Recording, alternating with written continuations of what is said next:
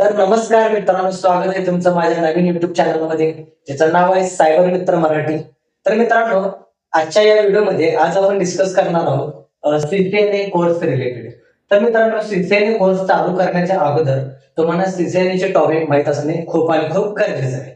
तर मित्रांनो, सीसीएनए चे टॉपिक तर ते तुम्हाला सीसीएनए एक्झाम पॅटर्न कसा असतो हे पण तुम्हाला माहित असणे खूप आणि खूप गरजेचं आहे.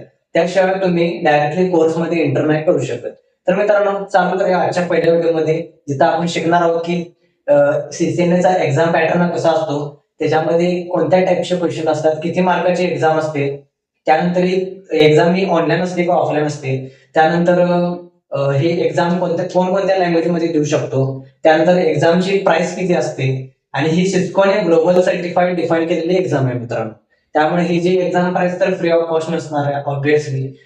तर मित्रांनो, आजच्या या व्हिडिओमध्ये आज आपण डिस्कस करणार आहोत की कोणकोणते त्याचे एक्झाम टॉपिक असतात आणि किती मार्क्सचं त्याला वेटेज आहे. तर चालू करूयात आजच्या या व्हिडिओमध्ये विदाउट टाइम वेस्ट न करता. जे तुम्हाला जेव्हा एक्झाम सीसीएनए ची एक्झाम द्यायची असते, तर तेव्हा तुम्हाला त्यांच्या ऑफिशियल पोर्टलला जावं लागतं. तर मित्रांनो, पहिलं तुम्हाला गुगल ब्राउझरवर जावं लागणार. तर मित्रांनो, पहिला गुगल ब्राउझरवर जायला आणि इथे मित्रांनो काय टाकायचं, सिस्को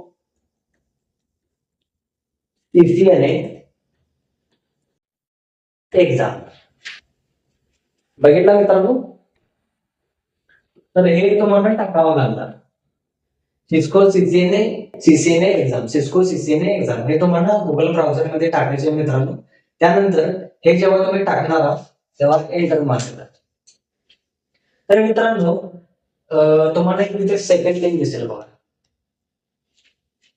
हे जी दिसते का तुम्हाला सेकंड लिंक, इथं नाव आहे Cisco CCNA exam and training. CCNA exam and training हे सिस्को वाल्यांची सीसीएनए एक्झाम अँड ट्रेनिंग ही वेबसाईट आहे. त्या वेबसाईटला मित्रांनो तुम्हाला व्हिजिट करायचं आहे.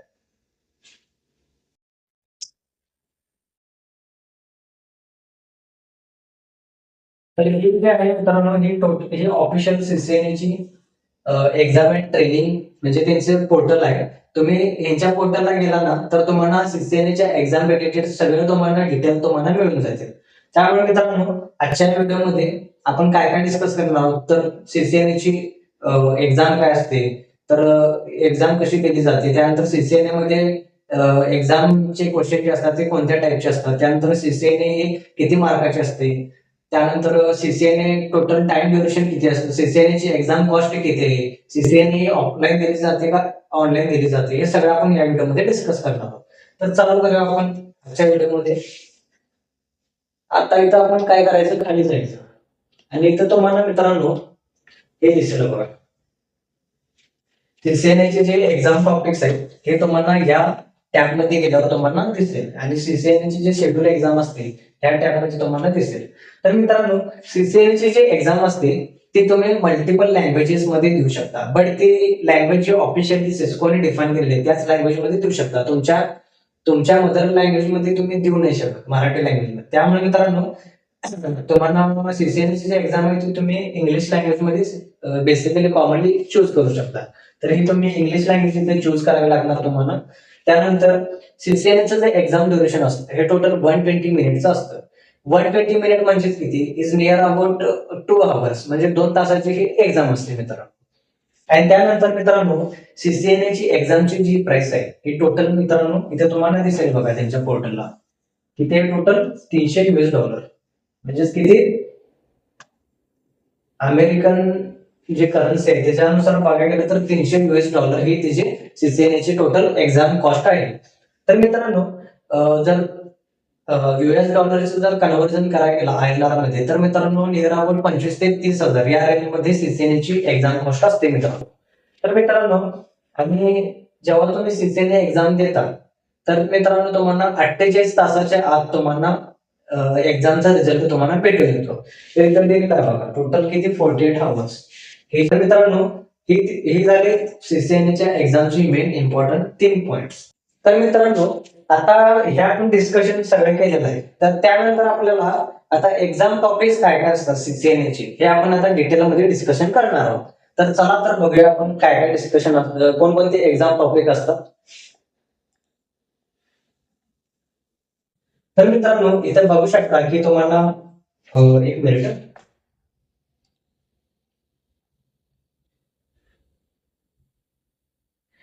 तर मित्रांनो, इथे तुम्ही बघू शकता की इथे तुम्हाला एक्झामचे टोटल टॉपिक दिलेले आहेत. ते किती मार्काचे असतात आणि किती प्रत्येक टॉपिकला किती पर्सेंटेज वेटेज आहे. तर इथं तुम्ही डिटेलमध्ये बघू शकता. जसं की इथे दिलेलं आहे बघा, ऍडमिनिस्ट्रेटिंग सिस्को सोल्युशन CCNA 2000 व्हर्जन 1.1 हे त्याचं व्हर्जन आहे.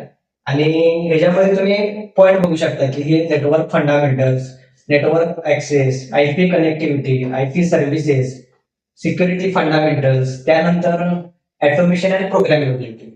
तर मित्रांनो, एवढे त्याचे टॉपिक्स आहेत CCNA एक्झामचे. जेव्हा तुम्ही हे सगळे टॉपिक कव्हर करणार आहात तेव्हा तुमचं टोटल 100% वेटेज पूर्ण कम्प्लीट होईल या टॉपिकचे. मग हे जेव्हा तुमचे सगळे पॉईंट्स क्लिअर होतील तेव्हा तुम्ही आरामात CCNA ची एक्झाम क्रॅक करू शकता. विदाउट हे हा जर ऑटोमेशन प्रोग्रामेबिलिटी म्हणजेच एक मिनिट, हा जो पॉईंट आहे ऑटोमेशन अँड प्रोग्रामेबिलिटी, हा पॉईंट सोडून तुम्ही जर बाकीचे जरी पॉईंट केला तर तुम्ही इझिली आरामात तुम्ही एक्झाम पास करू शकता. बट तुमचं बेसिक नेटवर्किंग फंडामेंटल स्ट्रॉंग असणं खूप आणि खूप गरजेचं आहे. तर मित्रांनो, मी नेहमीच सांगतो की तुम्ही फ्रेशर लेवलला सिस्कोचे ग्लोबल सर्टिफिकेशन एक्झाम देत जाऊ नका. कारण की त्याच्यामुळे काय होतं की एकतर तुम्हाला थेरॉटिकली नॉलेज असतं, म्हणजे इंडस्ट्रियल नॉलेज नसतं, आणि तुम्ही नुसता थेरॉटिकली आणि इंटरव्ह्यूचे क्वेश्चन करून तुम्ही कंपनीमध्ये जॉब मिळवता. पण तुम्हाला रिअल इंडस्ट्रियल एक्सपिरियन्स नसल्यामुळे तुम्ही ही एक्झाम नाही पास करू शकणार. कारण की मित्रांनो, कसं असतं ना, ही एक्झाम थोडी लॉजिकली पण म्हणजे तिथं विचारलं जातं. त्यामुळे मित्रांनो, जर तुम्ही या एक्झाम मध्ये फेल झाला तर तुमचे 25 ते 30,000 पाण्यात जाणार आहे. त्यामुळे मित्रांनो, कधीही फ्रेशर लेवलला देऊ नका. कारण की माझ्या एक्सपिरियन्स नुसार मी सांगत आहे, मी पण विदाउट ग्लोबल सर्टिफिकेशन हे एक्झाम न देता तरी सुद्धा मी नेटवर्किंग डोमेन मध्ये मी जॉब अप्लाय केला. त्यानंतर मी सायबर सिक्युरिटी मध्ये स्विच मारला होता. त्यामुळे एवढी काही गरज नाही फ्रेशर लेवलला. जर आणि पोरांचं एक सांगायचा उद्देश आहे की पोरं कुठे चुकतात मी हे सांगतो. कारण की पोरांचं कसं आहे ना, पोरांना फक्त पॅकेज हवं असतं. कोणत्याही डोमेन मध्ये जायचं असलं तर पॅकेज हवं असतं चांगलं. आणि एक तर त्यांना एक्सपिरियन्स नसतो, फ्रेशर असतात, आणि त्यांना चांगली कंपनी हवी असते, MNC कंपनी, मल्टीनॅशनल कंपनी, आणि चांगलं पॅकेज पण हवं असतं. आणि ही पोरं काय करतात, ह्यांना इंडस्ट्रियल तर एक्सपिरियन्स नसतो, आणि हे काय करतात, रट्टा मारून जातात आणि इंटरव्ह्यू देऊन क्रॅक करतात जॉब. बट त्यांना तिथं डायरेक्टली तुम्हाला जॉब म्हणजे तिथं तुम्हाला डायरेक्टली काम देतात, तुम्हाला काही तिथं शिकवणार नाही. आणि नंतर जर तिथं परफॉर्मन्स चांगला भेटला नाही तर ती कंपनी तुम्हाला फायर करते. त्यामुळे मित्रांनो, सांगायचं माझं उद्दिष्ट आहे की जेव्हा तुम्ही फ्रेशर आहात तर तुम्ही स्टार्टअप कंपनीमध्येच अप्लाय करत जावा जॉब. कारण की MNC मध्ये तुम्हाला ट्रेनिंग देत नाही, स्टार्टअप मध्ये तुम्हाला खूप आणि खूप शिकायला भेटतं मित्रांनो. आणि काही स्टार्टअप कंपन्या तुम्हाला विदाउट ग्लोबल सर्टिफिकेशन तुम्हाला हायर करतात ऍज अ फ्रेशर लेवलला, आणि ती कंपनी ना तुम्हाला 1 महिन्याचं ट्रेनिंग पण देऊ शकतात. त्यामुळे मित्रांनो, कधीही तुम्ही जॉब अप्लाय करता, जेव्हा तुम्ही कोर्सेस कम्प्लीट करता आणि तुमच्याकडे सर्टिफिकेशन नसतं तेव्हा तुम्ही स्टार्टअप कंपनीमध्येच अप्लाय करा. कारण की सर्टिफिकेशन ग्लोबल करणं हे काय मॅन्डेटरी नसतं मित्रांनो. हे हे कधी मॅन्डेटरी असतं जेव्हा तुम्हाला 1.5 किंवा 2 वर्षापेक्षा जास्त एक्सपिरियन्स आहे आणि खरोखर तुमचं नेटवर्किंगचे फंडामेंटल स्ट्रॉंग आहे, तर तेव्हा तुम्ही ही एक्झाम देऊ शकता. कारण की ही एक्झाम फुकटचं तुमचं पैसे जाणार जर तुम्ही फेल झाला तर. त्यामुळे मित्रांनो, मी नेहमी सांगत असतो की जेव्हा तुम्हाला या फील्डमध्ये जर जॉब मिळवायचा असला ना, विदाउट ग्लोबल सर्टिफिकेशन फ्रेशर लेवलला तुम्ही इझिली जॉब मिळवू शकता. कारण की हा हा जो कोर्स आहे ना, खूप आणि खूप सिम्पल आहे. ह्याच्यामध्ये जास्त कोडिंग पिडिंग काहीच नाही. ह्याच्यामध्ये कमांड अँड कॉन्फिगरेशनचा सगळा खेळ आहे आणि प्रोटोकॉलचा खेळ आहे. कमांड कॉन्फिगरेशन प्रोटोकॉल समजले तर तुम्ही इझिली या क्षेत्रात तुम्ही इझिली करिअर करू शकता एंट्री लेवलला. त्यानंतर मग तुम्ही फ्युचरमध्ये ग्लोबल सर्टिफिकेशन करू शकता. हा फक्त माझा सांगण्याचा उद्देश आहे मित्रांनो. तर मित्रांनो, आता ह्याच्यामध्ये एक्झाम टॉपिक्स कोणकोणते असतात हे आपण डिटेलमध्ये बघणार आहोत. तर चालू करूयात आजच्या व्हिडिओमध्ये. तर पहिला जो पॉइंट आहे हा नेटवर्किंग फंडामेंटल्स. इथं बघू शकता मित्रांनो, पहिला जो पॉइंट आहे नेटवर्किंग फंडामेंटल. या पहिल्या टॉपिक मध्ये ह्याच्यामध्ये कोणकोणते बेसिक सब पॉइंट असतात हे आपण आज डिस्कस करणार आहोत. तर नेटवर्किंग फंडामेंटल्स मध्ये मित्रांनो, इथं बघू शकता मित्रांनो, नेटवर्किंग फंडामेंटल्स मध्ये इथे किती मार्काचं वेटेज आहे, 20 मार्काचं वेटेज आहे, म्हणजे 20% ह्याला वेटेज आहे. ह्याचं नाव काय, नेटवर्किंग फंडामेंटल्स. पहिला जो CCNA चा टॉपिक आहे नेटवर्किंग फंडामेंटल्स. तर मित्रांनो मी नेहमी सांगत असतो की नेटवर्किंग फंडामेंटल स्ट्रॉंग असणे खूप आणि खूप गरजेचं आहे, तरच तुम्ही पुढं करिअर करू शकता. आणि नेटवर्किंग फंडामेंटल्स मध्ये आपण कोणकोणते पॉइंट डिस्कस करणार आहोत. तर पहिला जो पॉइंट आहे तो नेटवर्किंगचे कंपोनंट्स, म्हणजे कोणकोणते कंपोनंट असतात नेटवर्किंगचे. जसं की राउटर झाला, हा राउटर झाला. त्यानंतर दुसरा कंपोनंट जो आहे, कंपोनंट म्हणजे काय, डिव्हाइस. तर मित्रांनो पहिला जो आहे तो राउटर, दुसरा जो आहे ते स्विच, स्विच बघायचा आहे. त्यानंतर फायरवॉल बघायचं आहे. फायरवॉल जसं की नेटवर्क सिक्युरिटीसाठी फायरवॉल डिव्हाइसची गरज असते, तर त्याच्यामध्ये फायरवॉल, आयपीएस, इंट्रुजन प्रिव्हेन्शन सिस्टम, त्यानंतर आयटीएस हे डिव्हाइसेस आपल्याला डिस्कस करायचे त्यामध्ये. त्यानंतर आहे तिसरा जो पॉइंट आहे तो ऍक्सेस पॉइंट. ऍक्सेस पॉइंट पण आपण बघू शकतो, एपी जो वायफाय जसा की राउटर आहे तसा ऍक्सेस पॉइंट पण असतो, जिथे आपण वायरलेस कनेक्टिव्हिटी एंड डिव्हाइसेसला प्रोव्हाइड करते. हा झाला एपी. त्यानंतर कंट्रोलर्स आहेत, हे सिस्कोचे डीएनए कंट्रोलर. त्यानंतर आहे एंड पॉइंट. एंड पॉइंट मध्ये काय काय असतं, कोणकोणते डिव्हाइसेस येतात हे आपण एंड पॉइंट मध्ये डिस्कस करणार आहोत. त्यानंतर सर्व्हरचा आपण डिस्कस करणार, कोणकोणत्या टाईपचे सर्व्हर असतात. त्यानंतर दुसरा जो पॉइंट आहे तो ह्याच्यामध्ये आपण नेटवर्कची टपोलॉजी बघणार आहोत. काय बघणार आहोत, नेटवर्कची टपोलॉजी. आता ह्या टपोलॉजी आर्किटेक्चर. टपोलॉजी मित्रांनो म्हणजे काय असते, टपोलॉजी म्हणजे आपण नेटवर्क डिझाईन करतो. असं वेगवेगळ्या प्रकारचं नेटवर्क डिझाईन करतो, जसं की लॅन, वॅन, कॅन, या अशा वेगवेगळ्या प्रकारचे जे नेटवर्क डिझाईन करतो त्याला म्हणतात आपण मित्रांनो टपोलॉजी. तर मित्रांनो टपोलॉजी मध्ये आपण बघणार आहोत 2 tyre topology, 3 tyre topology, tyre 1, tyre 2, tyre 3 topology, अशा वेगवेगळ्या प्रकारचे टोपोलॉजी असतात. म्हणजे आयएसपी इंटरनेट सर्व्हिस प्रोव्हायडर, म्हणजे जे असं ते आर्किटेक्चर बनलेलं आहे. जसं की स्मॉल एरियाचं नेटवर्क कसं असतं, लार्ज एरियाचं नेटवर्क कसं असतं, हे त्याला जे नेटवर्क डिझाईन करतात त्याला टोपोलॉजी असे म्हणतात. त्यानंतर आपण वाईड एरिया नेटवर्क बघणार आहोत. त्यानंतर small office, home office network, हे सगळे डिफरंट टाईपचे नेटवर्क टोपोलॉजी असतात मित्रांनो. जसं की लॅन, वॅन, वॅन, कॅन, सो हे सगळं आपण त्यामध्ये डिस्कस करणार आहोत. त्यानंतर आपण तिसरा पॉईंट बघणार आहोत इंटरफेसेस आणि केबल टाइप्स. केबलिंग म्हणजे जेव्हा मित्रांनो डिव्हाइसेस एकमेकांना कनेक्ट करत असतो, म्हणजे टोपोलॉजी बनवत असतो, त्याच्यामध्ये केबलची गरज असते. कारण की डिव्हाइस एकमेकांना विदाउट केबल तर कनेक्ट नाही करू शकत, तर त्यामुळे वेगवेगळ्या टाईपचे केबल असतात. जसं की ऑप्टिकल फायबर केबल झाला, त्यानंतर ऑप्टिकल फायबर, त्यानंतर इथरनेट केबल, असे वेगवेगळ्या टाईपचे केबल असतात. तर ते केबल कनेक्ट करून ते डिव्हाइसेस एकमेकांना कनेक्ट केले जातात. हे झालं त्याच्यामध्ये. त्यानंतर आपण बघणार आहोत मित्रांनो टीसीपी युडीपी. हे या सीसीएनएच्या टॉपिक मध्ये आपण डिस्कस करणार आहोत. ही खूप 2 महत्वाची प्रोटोकॉल मांडले जातात सीसीएनए मध्ये. हे जर तुम्हाला अंडरस्टँडिंग झालं ना, तर तुम्ही जास्त डीप मध्ये तुम्ही डेटा पॅकेट्सचं तुम्ही अनालिसिस करू शकता. टीसीपी आणि युडीपी हा खूप आणि खूप महत्वाचा आणि रिअल आणि खूप जास्त यूज करणारा प्रोटोकॉल आहे रिअल टाइम नेटवर्किंग मध्ये. त्यामुळे मित्रांनो टीसीपी युडीपी आपण खूप डिटेलमध्ये डिस्कशन करणार आहोत नेक्स्ट व्हिडिओमध्ये. त्यानंतर आयपी ऍड्रेसिंग आणि सबनेटिंग. तर मित्रांनो आयपी ऍड्रेस आणि सबनेटिंग हा एक खूप आणि खूप महत्वाचा पार्ट आहे मित्रांनो.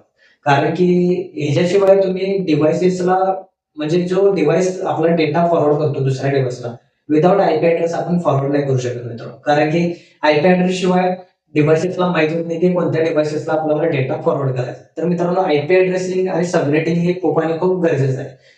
त्यानंतर आपण डिस्कस करणार आहोत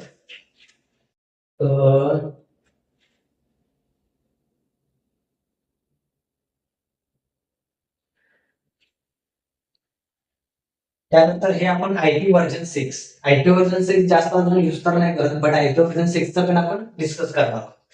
त्यानंतर स्विचिंगचे जे कन्सेप्ट असतात, जसे की मॅक ऍड्रेस टेबल कसं सेव्ह करतो स्विचिंग, स्विचिंग मध्ये कसा टेबल मॅक ऍड्रेसचा सेव्ह होतो. कारण की स्विचिंग हा मॅक ऍड्रेस थ्रूच आपला डेटा फॉरवर्ड करत असतो. आणि आयपी ऍड्रेस माहित नसतो त्याला, कारण की लेअर 2 चे जे स्विच असतात त्याच्यामध्ये आयपी ऍड्रेस नाही डिफाईन करू शकतो. त्यामुळे लेअर 3 चे आता लेटेस्ट नवीन स्विच आले त्याच्यामध्ये आपण आयपी पण डिफाईन करू शकतो आणि मॅक ऍड्रेस पण ते टेबलमध्ये मेंटेन करतो. तर मित्रांनो स्विचिंगचा पण पार्ट आपण नेक्स्ट व्हिडिओमध्ये शिकणार आहोत. त्यानंतर दुसरा जो पार्ट, हा जो पार्ट आपण शिकणार आहोत नेटवर्क ऍक्सेस. तर मित्रांनो नेटवर्क ऍक्सेसला आपण किती मार्काचं वेटेज आहे, 20%. किती मार्काचं, 20%चं वेटेज आहे. तर मित्रांनो हा पण खूप आणि खूप इम्पॉर्टंट पार्ट आहे नेटवर्किंग मधला. आणि नेटवर्क ऍक्सेस जे आहे मित्रांनो, नेटवर्क ऍक्सेस मध्ये पूर्ण स्विचिंगचा पार्ट आपण कव्हर करणार आहोत. स्विचिंगचा पार्ट म्हणजे पूर्ण जसं की आपण लोकल एरिया नेटवर्क जे क्रिएट करतो ना, ते स्विचिंग शिवाय नाही करू शकत. स्विचिंग हा खूप महत्वाचा पार्ट आहे. लॅब मध्ये जास्त यूज केला जातो हा. आणि भरपूर डेटा सेंटरमध्ये स्विचिंग हे स्विच डिव्हाइस हा प्रत्येक डेटा सेंटरमध्ये असतो मित्रांनो. स्विचिंगचं खूप मोठं काम आहे मित्रांनो. त्यामुळे मित्रांनो स्विचिंगचा पण पार्ट डिस्कस करणार आहोत. त्यानंतर जी आहे ती आयपी कनेक्टिव्हिटी. आयपी कनेक्टिव्हिटी मध्ये जसं की आयपी कनेक्टिव्हिटी जो आहे हा 25% वेटेज आहे. 25%. मित्रांनो आयपी कनेक्टिव्हिटी मध्ये आपण काय शिकणार आहोत, तर पूर्ण राउटिंगचा पार्ट शिकणार आहोत. त्याच्यामध्ये कसं कनेक्टिव्हिटी केली जाते, राउटिंग कसं केलं जातं, कसा डेटा हा फॉरवर्ड केला जातो एका डिव्हाइस मधून दुसऱ्या डिव्हाइस मध्ये, हे सगळं आपण आयपी कनेक्टिव्हिटी मध्ये आपण चेक करणार आहोत. त्यानंतर आयपीच्या सर्व्हिसेस कोणकोणत्या असतात, ह्याला 10% वेटेज आहे मित्रांनो. आयपीच्या सर्व्हिसेस कोणकोणत्या वेगवेगळ्या टाईपच्या आयपीचे सर्व्हिसेस असतात मित्रांनो, याला म्हणतो आपण इंटरनेट प्रोटोकॉल सर्व्हिसेस. त्यानंतर मित्रांनो सिक्युरिटी फंडामेंटल्स. सिक्युरिटी फंडामेंटल्स मध्ये आपण शिकणार आहोत जसं की basic ACL, access control list, असं वेगवेगळ्या प्रकारचे सिक्युरिटी फंडामेंटल असतात. जसं की फायरवॉल मध्ये आपण बेसिक शिकणार आहोत, बेसिक काय कसं काम करतो, कशा प्रकारे सिक्युरिटी प्रोव्हाइड केली जाते, हे सगळे सिक्युरिटीचे बेसिक फंडामेंटल शिकणार आहोत. त्यानंतर जो लास्ट पॉईंट आहे ऑटोमेशन अँड प्रोग्रामेबिलिटी. तर मित्रांनो हा पॉईंट आपण या कोर्समध्ये नाही शिकणार आहोत, कारण की हा थोडासा कोडिंग मध्ये येतो. कोडिंग म्हणजे 10% कोडिंग आहे, मॅक्सिमम नाही. ऑटोमेशन साठी यूज केला जातो आणि ऑटोमेशनचे डिव्हाइसेस हे खूप महाग असतात मित्रांनो. त्यामुळे जास्त एंटरप्राइज मध्ये ह्या डिव्हाइसेसचा यूज होत नाही. त्यामुळे मित्रांनो मॅक्सिमम आपण सिक्युरिटी फंडामेंटल पर्यंत शिकणार आहोत. म्हणजे एवढे आपले सगळे टॉपिक कव्हर अप होणार आहे सीसीएन मध्ये. तर मित्रांनो मी आशा करतो की तुम्हाला हा व्हिडिओ आवडला असेल. तर मित्रांनो नेक्स्ट व्हिडिओमध्ये आपण डायरेक्टली चालू करणार आहोत, जिथे आपण थेरॉटिकल आणि लॅब प्रॅक्टिकल आपण शिकणार आहोत. म्हणजे सीसीएनचा आपण कोर्स शिकणार आहोत की कोणकोणते त्याच्यामध्ये, म्हणजे आपण नेटवर्किंग फंडामेंटलचा पहिला पॉईंट आपण शिकणार आहोत नेक्स्ट व्हिडिओमध्ये. त्याच्यामध्ये तुम्हाला समजून जाईल की थिअरॉटिकली मी किती कव्हर करणार आहे पॉईंट, आणि त्यानंतर कोणकोणते सॉफ्टवेअर लागतात, म्हणजे लॅब प्रॅक्टिकल करण्यासाठी कोणकोणते सॉफ्टवेअरची गरज असते, हे आपण नेक्स्ट व्हिडिओमध्ये आपण डिस्कस करणार आहोत. तर मी आशा करतो मित्रांनो हा व्हिडिओ आवडल्यास लाईक, सबस्क्राईब, शेअर करायला विसरू नका. तर मित्रांनो नेक्स्ट व्हिडिओमध्ये भेटूया आपण, जिथे आपण डिस्कस करणार आहोत सीसीएनएचा नेटवर्किंग फंडामेंटल्स. तर मित्रांनो व्हिडिओ आवडल्यास लाईक, सबस्क्राईब, शेअर करायला विसरू नका. धन्यवाद.